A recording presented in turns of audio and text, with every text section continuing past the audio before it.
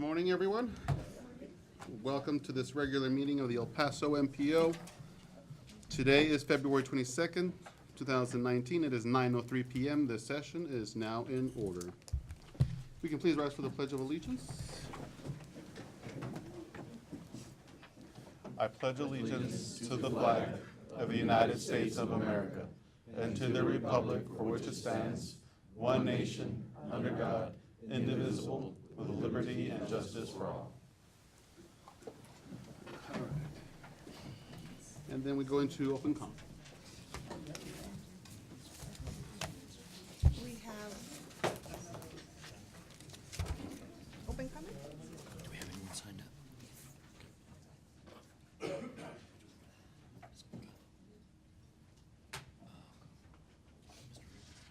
Mr. Rooney? Open comment? Mr. Rooney? Oh, go on, not right now, thank you. Thanks for calling on me. And Alejandra Lozano? Oh, not right now, thank you. Thank you, Mr. Rooney.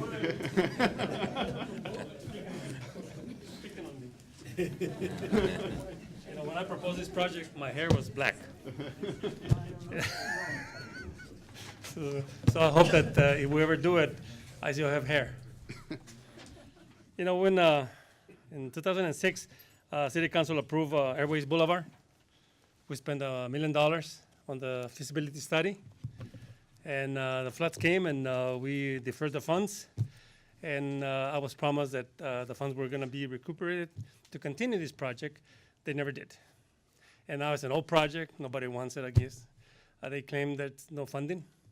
But I'm still concerned on the bottleneck that we have on Hawkins and Commerce. And the first phase was to open up Airways to Commerce, to relieve some of that mess we have on Hawkins.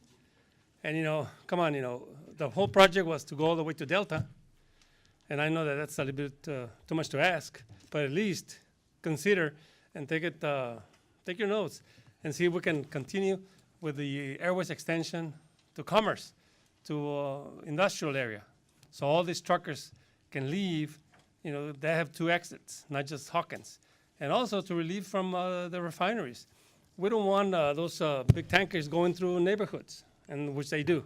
Over 150 tankers go through Trowbridge. It's neighborhood, through the neighborhoods. And all they want to do is get to the freeway. So we need to open up an access way from the refinery to the freeway so they can go wherever they want to go. Right now, like I said, they're going through neighborhoods. And people don't care about that. They say, oh, we don't need it. Yes, we do. We really do. And I hope that you take it for what it is. We have the whole study. It was passed. It was approved. It was recommended. And yet, you know, 15 years later, still in the books. And I don't think that the mayor even has this. I know that you might continue saying, where's the funding coming? Let's look for it. Thank you very much. Appreciate it.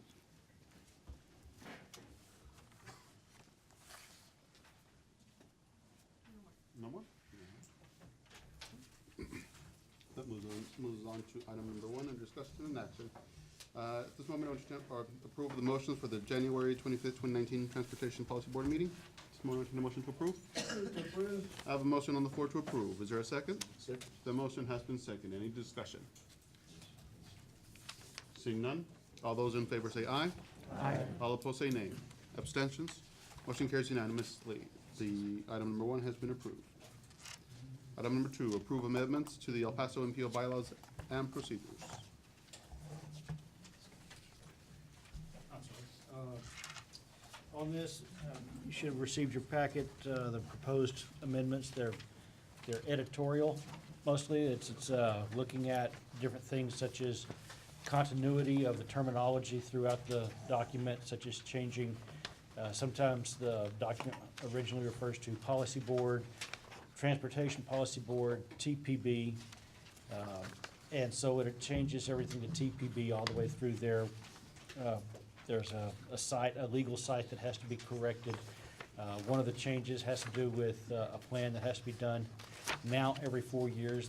The original talks about it being done every 3 years. We need to change that to keep up with the changes in the law that were done. but nothing of what I'd call major substance. It doesn't change any of the committees, it doesn't change any of the membership, it doesn't change any of the other basic rules that we've been going by. There's nothing like that of substance that needs to be changed there, just to, like I said, just to clean up. Any questions? Any questions? I have a question. Yes, sir, Senator. Thank you. I noticed that we left unchanged on page 4, Article 3, the reference to 3 cumulative absences in a fiscal year, causing the member to lose their voting privileges for the rest of the fiscal year. And I have previously mentioned that I think that is too rigid a rule, because even though for us legislators there is a reference to being excused for during legislative sessions and special sessions, but I had the experience last year where I went through rotator cuff surgery, and that is one of the most painful surgery you can have according to the orthopedic surgeon. So I missed 2 meetings as a result of that surgery, because I missed the first one because I had the surgery the day before. And then I missed the second one because I was still having to deal with the pain and all that. So it seems to me that surely some of you members appreciate that if it's because of illness, a serious illness, something outside of our control, that would be a valid reason to not knock somebody's voting privileges out. There's other kinds of reasons why people miss meetings. They have to travel, go do this. They can make a decision which is more important in those instances. But when it comes to illnesses, maybe doctor excuse absences would be required, whatever, that's out of our control. And it seems to me that we ought to consider having something in the bylaws regarding that. I also think you need to account for jury duty. 'Cause that That's happens another one. all the time. You know what? What happens if you don't show up for jury duty Yeah. with the So- judge over there? Very much so. So how about that one? I'm Yeah. sure there's other examples of things that are outside of our control, and that's what I'm referring to. Those Senator- where we can make a choice, that's different. Senator, I think you're right on that, but I'm the attorney, and my opinion does not count when it comes to that. I presented these changes. They were brought up in last year's ad hoc committee when we were looking at membership. And the FHWA legal department looked it over and made these recommendations for changes that had nothing to do with the membership part of the ad hoc committee.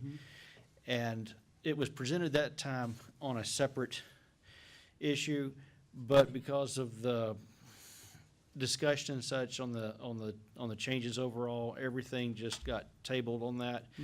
And so I just brought back these little edits to do. I think that the chairperson has the authority to open an ad hoc committee to look at that, and that may be something in the future. Today is my last meeting with y'all. And so this is my last chance to have some input here. And unless there's some kind of extension or changes that come up in the next month. And so, it's relegated to just the edits right now on this one. Believe me, I've spoken to both, when Mr. Moody was doing it, but like I said, we had the deal on membership first and Chairman Padilla, and I think that there's probably some others on the board that want to open up that discussion, and I think that's a good deal.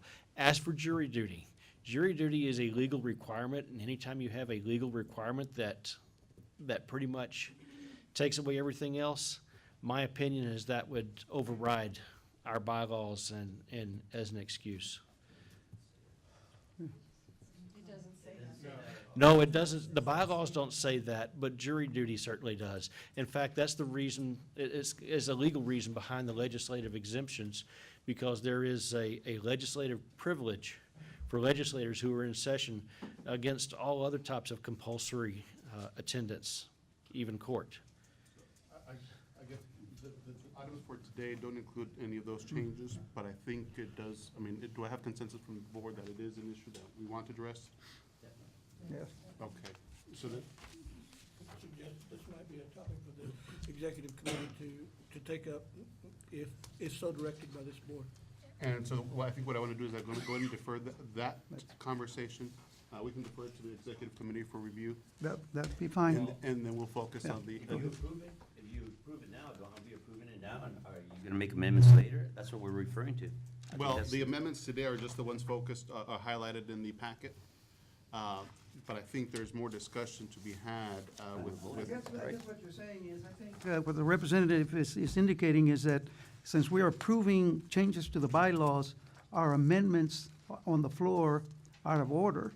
I mean, I understand that Right. this particular issue was not discussed by the committee, but it's ultimately the policy board that makes the decision. I'm okay with referring it back to the committee because there may be some other, input on not just this, but other things that don't relate to some of these cosmetic changes, if I can use that term. And it's appropriate to have that fuller discussion there, I guess. I'm okay with referring it to the executive committee, as the mayor said. Procedurally, if the board wants to entertain an amendment, I don't think I have any objection. I don't think that you can Yeah, amend on the Mr. Chair, bylaws. Go ahead. When we studied it last year, you cannot make substantive amendments to the bylaws without getting approval. My recollection from the feds, just to be safe that we are in compliance with whatever they require. I think that this one would easily get approval, but I don't think at this point we can make that kind of amendment. It's not that the FHWA needs to approve such an amendment like Yeah. that. We ran it by FHWA for comments and advice, because we knew that if we got advice from them, any changes that we made would be appropriate. Now, what you do need to do to make an amendment to the bylaws is there has to be, like this time, a notice, and you have to have at least 10 days' notice of the materials that's required to be sent by US mail. We sent it by mail and by electronic mail as well, just to make sure everybody had it. If it's not in that packet, we can't just make an amendment to that packet here at the table. It's got to be done in advance. And so I would say small bites and take it up, a meeting or two down the road. Mr. Rico? So, my recommendation is take it to the executive committee, so I agree with that as well. And I would just say that my comments would be that the jury duty, I think that's pretty easy. That's a no-brainer. I think that the other one where you have a doctor's appointment or a doctor's note, I think if it says that if it causes you to miss work, then I think that they should take that up as part of the conditions. I think it legitimizes it, I guess, because I think some people would think, well, people will abuse it or whatever, but I mean, if it causes you to miss work, I think that should be included. I think Senator's situation that he brought up is very passive, because it happened at a moment's notice, correct? Right before the meeting, so. Well, I do support Mr. Miller's indication that we should refer it to the executive committee or the appropriate committee to vet it, make recommendations, comply with the Fed's requirements for their approval, and get it done. Fantastic. So we'll defer that to the committee for review and a presentation to the board. All right, thank you. And then, so, any other discussion on the amendments here today? Seeing none? Yes, ma'am. Just move to approve. I have a motion on the floor to approve. Is there a second? The motion has been seconded. Any other discussion? Seeing none? All those in favor say aye. Aye. All opposed say nay. Abstentions? Motion carries unanimously. Item number 2 has been approved. Item number 3, approve a resolution to request the Federal Highway Administration to include the Borderline Expressway in the National Highway System. I'm going to defer this to staff. Mr. Williams? Chairman. Roger Williams, Interim Executive Director with the El Paso MPO. This is being coordinated with Texas Department of Transportation request for this to be added. And I would like to make everyone aware that there will be a workshop here on the 7th that is for the MPO and TxDOT specifically to be discussing National Highway System items.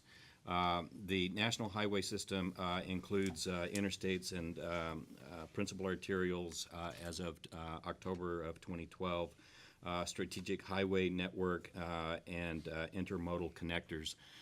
It also needs to be functionally classified at least a principal arterial. This resolution will show support for the overall project, and I think is important that be noted for this item.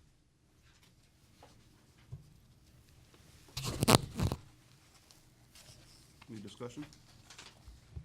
Can I ask a question? Having that designation, what does that mean? Well, it's important that it is on the National Highway System if you request federal dollars, and also it has to follow a federal process if it's on the National Highway System. So it sets a certain standard for any roadway on the National Highway Okay. System. All right, thank you. Any other discussion? Representative? And what's the benefit of requesting it now? Why is it getting requested? Again, it shows overall support for the project.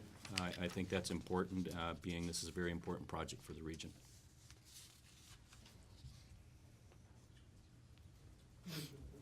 So I have a motion on the floor to approve. Is there a second? Second. The motion has been seconded. Any other discussion? Seeing none, all those in favor say aye. Aye. All opposed say nay. Abstentions? Motion carries unanimously. Item number 3 has been approved. All right. Item number 4, hiring of an executive director and approving contract. I believe we want to go into executive session for that, for closed session. Is it just for that or for both items 4 and 5? I think for both I sets. think you can do it for item 5, that's outside contract situation.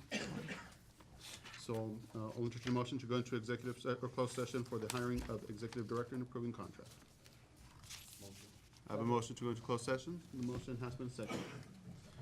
All those in favor say aye. Aye. All opposed say nay.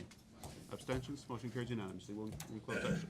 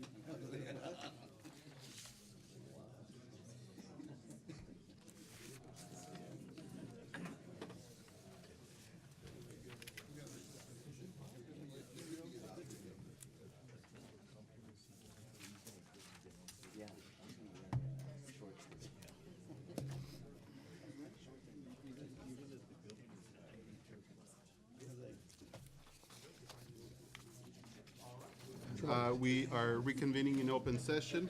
Let the record show that only those items on the agenda were discussed and that no decision was made in closed session.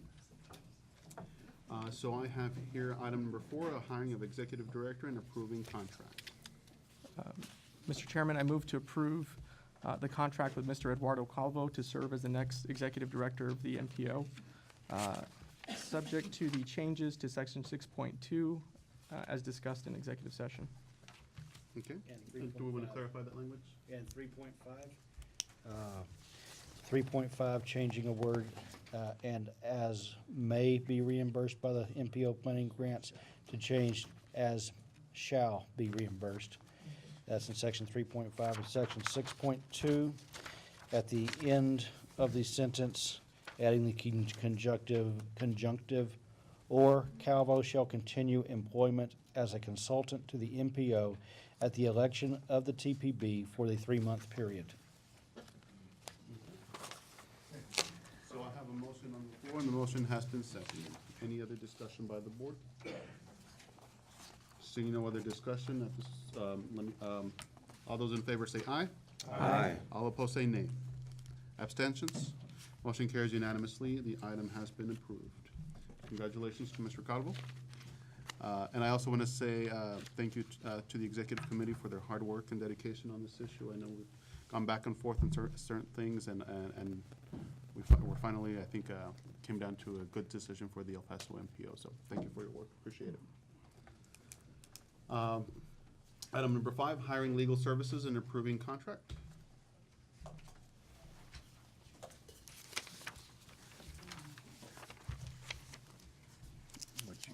Oh, was that? You've had a for us? recommendation Oh, from the committee. Right. Okay, so last executive committee meeting, the committee considered a proposal from, what was it from? Kemp Smith, to serve as the attorney. I don't know if is there any backup items on? And it should provide the cost for services if anybody has. They were the only vendor remaining from the process. The previous vendor did not respond to inquiries made, and so we began negotiations with Kemp Smith to serve as legal counsel for the MPO with the start date beginning in, I forgot when the start date was. March. March 1.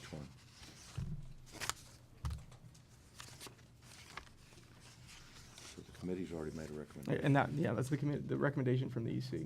If any committee members had any comments about the process or about the, I have some questions about the Sen- process. Senator.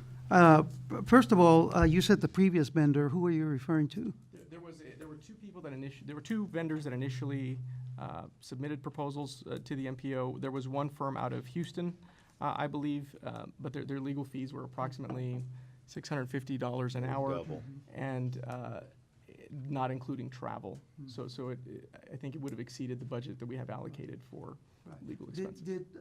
We went through a request for proposals right, process, right. and we only got 2? Yes, sir. Nobody else from El Paso applied? No, sir. Huh. And I guess the other question is, today's the first time of course, I missed last month's meeting, but I didn't realize that Scott was leaving, and so I guess the question is, why? I mean, did you just on your own, or what triggered this? When I was initially interviewed, sir, by the executive committee, I was in the process of, I had shut down my personal office, my law office. It remains shut down. I have gone from a 500 case caseload down to about a 50 caseload now. And I am trying to eventually retire, and as an attorney in okay. private practice, you don't just put in your resignation and leave in 2 weeks. It takes a couple of years. So I gave a 2-year commitment. There is nothing bad here or that I know of about my leaving. They've negotiated with Kemp Smith, and I got to tell you, I'm have a lot of colleagues that I also call friends in that firm, and I think that the MPO would be well served, by the way. Apart from the fact that you're too young to retire, how much, how Thank much, you. how much an hour were we paying you? Well, 57 an hour, and that was a fault of mine. I'm going to tell you. $57? When I looked at the advertisement and I presented and filed my application, I thought this was more of an in-house, either full-time or close to full-time position. And so I thought $57 an hour would be fair for about a 30-hour-a-week kind of position for me. Now, when I learned differently, I didn't raise any stink or waves or say anything. That's just, that's mine, and I'm You- fine with that. You're a Okay? gentleman. Can I ask, I don't know who, maybe Roger can answer this, how much were we paying Eddie Miranda? It was a little bit more than that. I don't know the exact number. Isela can well- bring us up to speed on that. Yes. Isela from the MPO. We used to pay Mr. Miranda $125 an hour. Okay, that sounds in the range. It seems to me, I understand the comparison with a Houston law firm, because they're from Houston, and that's what those people do, but this $365 an hour for this work, it seems to me frankly excessive. I don't know how we arrived at that amount, but, I mean, that's why I wanted the comparisons with the two prior council, and it seems to me significantly at variance. So, go ahead, Scott. Well, let's just go, I'm sorry, I'm interrupting, I want to address this two ways. Mr. Sergio Estrada from Kemp Smith is here this morning. I have taken the liberty to meet with Mr. Estrada and Ken Slavin, one of the senior partners over at Kemp Smith, earlier this week to talk about their expectations and make sure that there was smooth transition and continuity. First of all, the budget is set for considering about 80 hours annually of legal services. The budget is set at $29,200. That's for standard, run-of-the-mill business, everyday business kind of things. If there were a situation that would require exceeding that budget for some reason, there would have to be some discussions and approval, and I assume probably some approval by FHWA in order to do that, or whoever sets our budget in the federal government. Now, that rate at which they did is senior partner level rate. That's not necessarily every hour will be billed at that rate. Some hours will be billed at lower rates for an attorney, depending on their standing in the organization. If there's legal assistant, that's going to be even lower. If it's secretarial work, that would be even lower. So that rate is a maximum rate. The budget, regardless of what rate they bill at, the budget is set at $29,200 for a 12-month period. So essentially, that's the same budget that I have. I don't reach $29,200, but I'm saying it's the same budget. It's not going to, that compensation number isn't going to interfere with their process, and it's not going to blow y'all's budget in any way. Thank you. I agree with the senator. I think that the rate is really high for this organization. Was there any negotiation on the rate? On the rate, I'm not sure. I mean, it's, we did have negotiations with him after it fell through with the Houston firm. Right. But Yes, we did try to negotiate with Houston. With Kemp Smith, we did not. It does seem kind of high for this organization. Maybe in the private sector, that's an acceptable rate, but for this organization, it seems a little high. But the budget didn't change.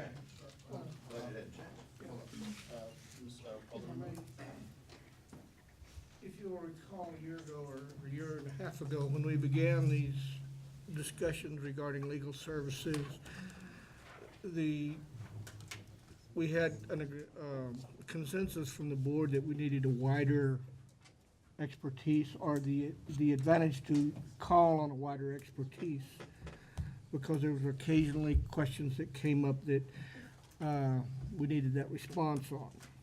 And that's why, at the direction of this board, we looked at both a single provider and a firm provider. The firm provider offers what you ask for.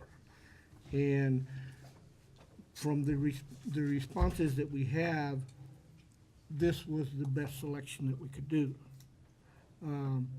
Yet, there was not another firm out there that was willing to commit to what we were offering without having the senior rates in there. But as Mr. Foster said, there's a cap on the budget anyway, so we're not necessarily gonna get charged that for every hour used, but it's available to us should those questions come up. So what happens if we reach the cap? What do we have to do, Scott? Well, I think, you want to speak to it? Tell us if probably. I can. That's If I her can. expertise. What we would do is we would probably come back to the board, and we would amend first our UPWP, probably amend the contract as well. And I just wanted to give a little background. We actually did do the RFQ 3 times. The first time, we only got 1 bid. The second time, we got also 1 bid, but it was the only one was from out of town, from San Antonio. And this time around, we did get finally 2 bids. We also did do try to look for an individual through the HR process, and that one also didn't give us any candidates. Okay, so let me understand what you just said. When you did the RFQ, it was for a firm, a law firm? Right, the RFQ was for, And that was- actually, the RFQ was for either an individual or a firm.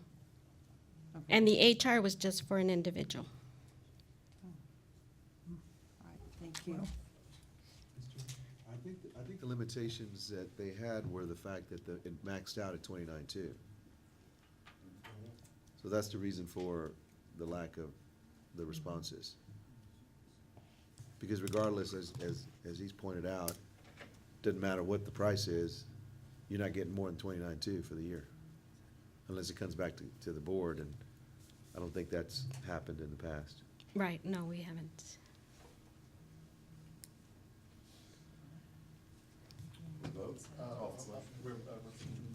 Thank you, Mr. Chairman. I just also, being part of this process, we took a two-track process to open up for more options, yet we got very limited, and I would argue very less capable candidates with the type of experience that's required for our TPB.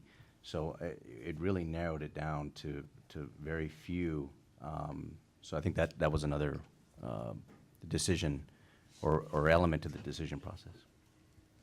I think for those of us that were on the board, when Mr. Miranda was here, there was a very important legal question that came up that, was I think decided wrongly, and that caused a whole bunch of issues. And so the thought is that, we can hopefully tap into a deeper bench, with the law firm. Hopefully they have greater expertise in this area. And, but that was the case ever since we had replaced Mr. Miranda. And Mr. Foster, I must say, has done a tremendous job, and he's always been accessible to us. I can tell you just through the hiring process and going through all the contracts, he's been incredibly helpful, and I'm sure he's been an asset to staff as well. But I think that from that experience back with Mr. Miranda, I think ever since then, it was the preference of the board to seek a firm that might have a deeper bench of experience. Call for question? Can I get a motion on the floor, please? Well, we already came out as a committee recommendation, so what do you need, just a I second? need a motion for Do you need approval. a motion out of An- committee? Or do you need An a actual second? motion on the floor. Just a motion to approve the recommendation. So moved. So I have a motion on the floor. Is there a second?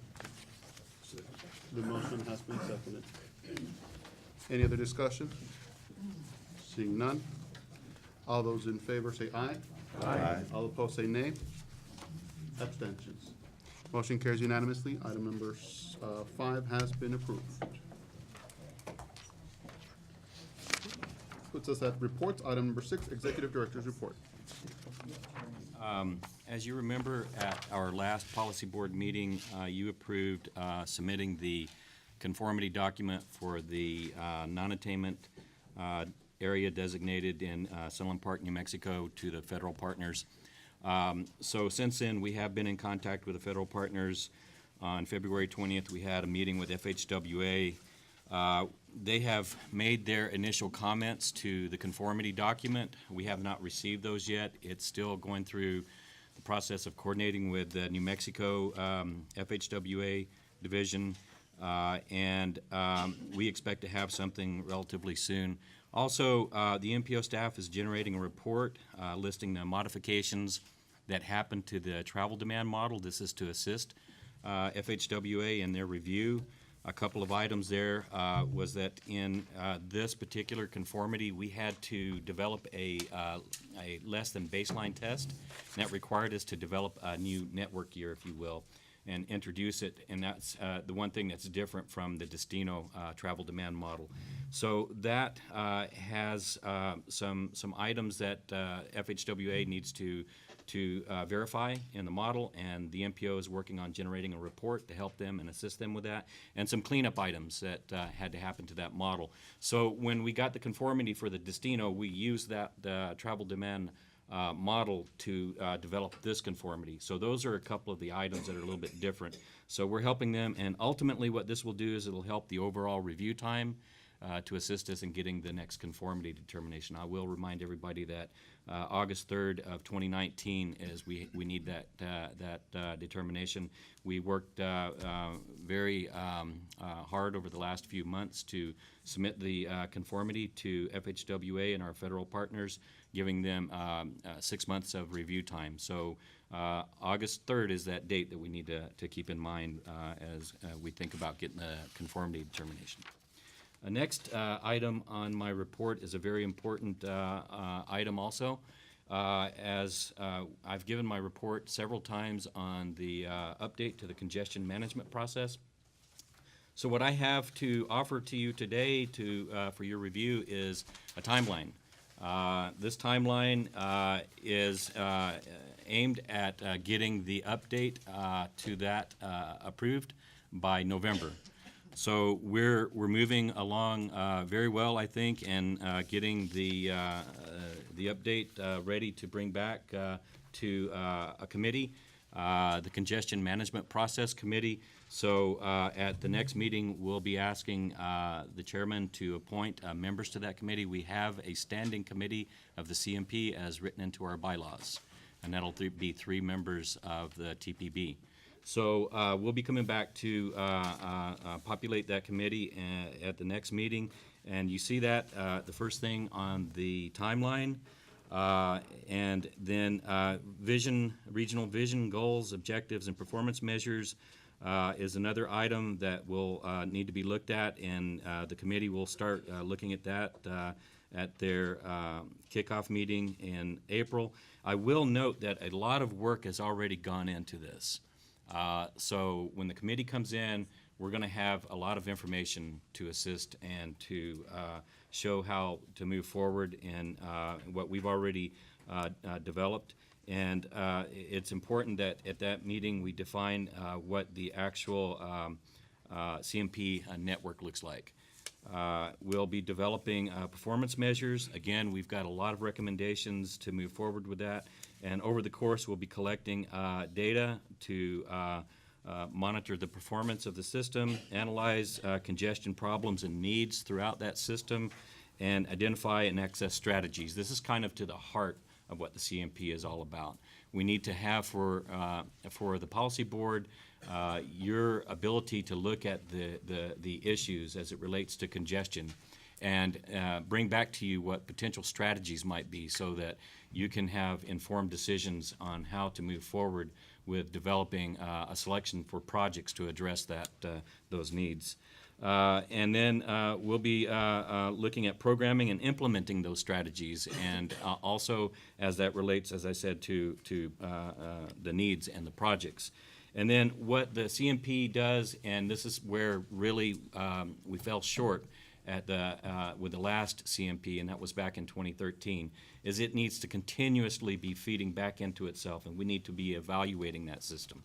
And the CMP never stops. It always has to keep going, and you always have to be able to look at it and go, well, what do we need to make sure that that system or that CMP is working the way it needs to, so that when we get to critical points and we need to make decisions for developing, for example, a new long-range plan, it'll be very helpful in developing that. So with that said, that's my report. Again, we're aiming for November, and I think that we're already really on a good pace for this. If you have any questions. Any questions from the board? Thank Seeing none, thank you, Mr. Williams. And then item number 7, annual listing of obligated projects. Good morning, Gabriela Lopez with the El Paso MPO. The fiscal year 2018 annual listing of obligated project lists the transportation projects in the El Paso MPO planning area that had funds obligated in the fiscal year 2018.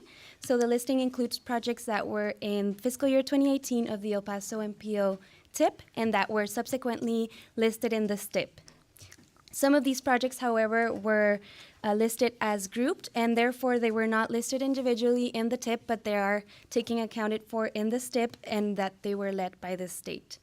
So there was a total of $158,225,551 federal funds obligated on all transportation projects, of which $2,534,414 were for bicycle and pedestrian projects, $114,808,982 for non-grouped highway projects in El Paso County, $15,394,697 for grouped highway projects in El Paso County as well, and $3,488,609 for highway projects in southern Doña Ana County, New Mexico, $19,081,948 for Sun Metro for the city of El Paso, and $2,916,901 for elderly disabled programs and other mass transit provider projects in El Paso County and southern Doña Ana, New Mexico. And as required, the final report is posted in our website under other documents, and it's the last report on your packet. Any questions? Questions from the board? Seeing none, thank you very much. Thank you. Appreciate it. All right, so that brings us to the conclusion of our meeting. The next meeting for the TPB is going to be for March 22nd at 9 a.m. here at the MPO offices.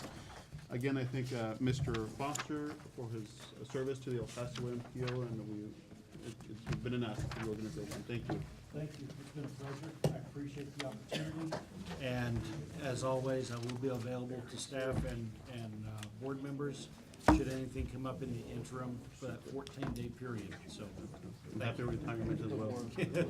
Again, congratulations to Mr. Calvo and to the hard work in the executive committee for getting the new executive director. And with that, I do have 9:59 a.m. We are adjourned without, no, I need a motion. Do I have a motion to adjourn? I have a motion to adjourn. Is there a second? Second. Motion has been seconded. All those in favor say aye. Aye. All opposed say nay. Motion carries unanimously.